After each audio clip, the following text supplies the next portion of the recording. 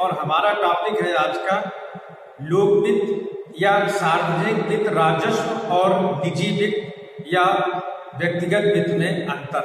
और प्रश्न खूब पूछा जाता है, इसलिए ये प्रश्न हमेशा याद रखें कि लोक वित्त और निजी वित्त में क्या अंतर होता है। राजस्व राजा की आय अर्थात सार्वजनिक सत्ताओं की आय व्यय राजस्व का, और व्यक्तिगत किसी एक व्यक्ति विशेष की आय और व्यय का निर्धारण व्यक्तिगत ब्यौरा वो निजी वित्त कहलाता है।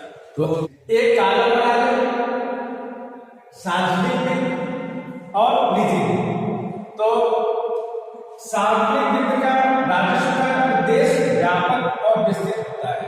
क्यों विस्तृत और व्यापक होता है? क्योंकि यह सरकार की राजस्व की, सरकार की आय और व्यय, सार्वजनिक सत्ताओं की आय और व्यय का निर्धारण होता है इसमें। इस कारण से राजस्व का क्षेत्र जो है वो विस्तृत होता है।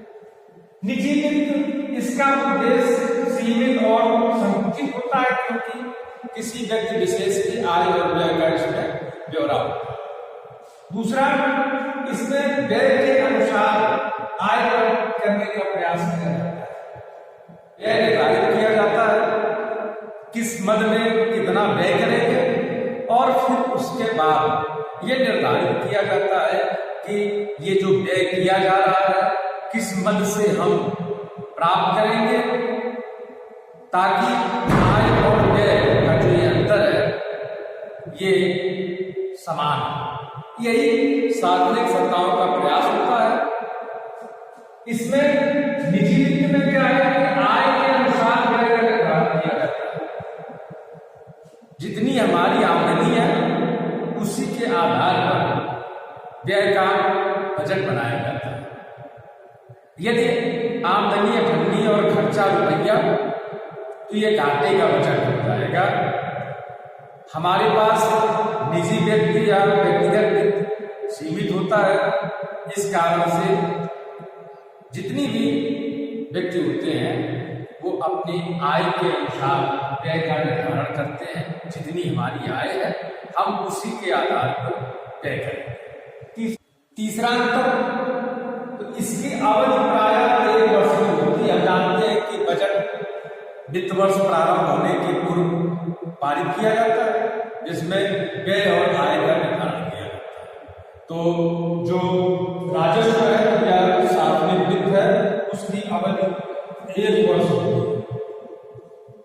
निजी वित्त में क्या है कि आय व्यय की अवधि जो है वो अनिश्चित होती है। हमारे यहाँ किसी का विवाह 2 साल बाद है, आने वाले 2 साल, तो उसकी आय का जो है बजट व्यय जो है तो यहीं से इसकी आय और व्यय का निर्धारण करना शुरू कर देते हैं। इसलिए निजी वित्त जो है उसकी अवधि अनिश्चित है। चौथा है, इसमें आय के साधन अनेक प्रकार के होते हैं। चूंकि सार्वजनिक सत्ता है, देश है, वो देश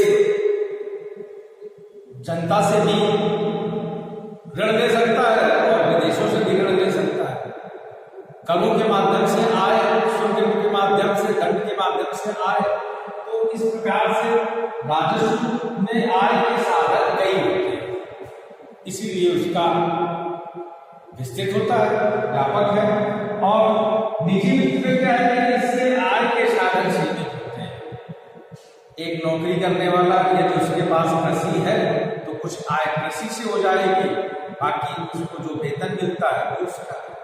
या कोई व्यापारी है तो उसका व्यापार है, तो व्यापार से ही उसकी जो बचत है वही उसकी आय है। तो इस प्रकार से जो व्यक्तिगत वित्त है उसके साधन सीमित होते हैं। तो ये इस लेक्चर में हम लोगों ने सार्वजनिक वित्त, राजस्व और निजी वित्त के अंतर को